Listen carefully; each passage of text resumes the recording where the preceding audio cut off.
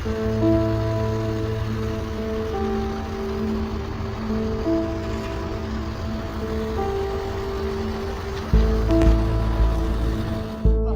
maşallah.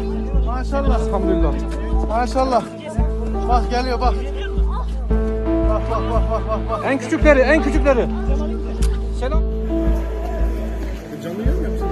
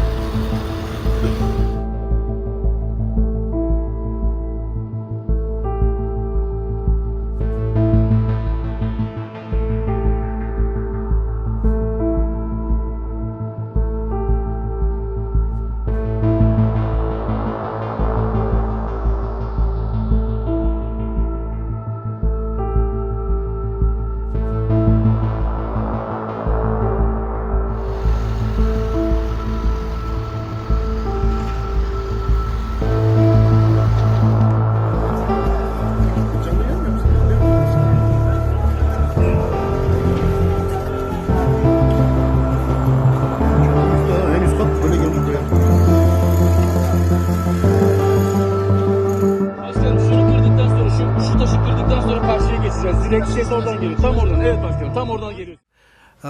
We have one Indian national missing who was on a business visit to Turkey and in a place called Malatya.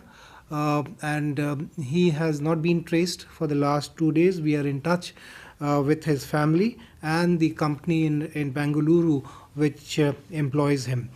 Apart from one Indian missing and 10 Indians who are safe but are sort of in a difficult situation.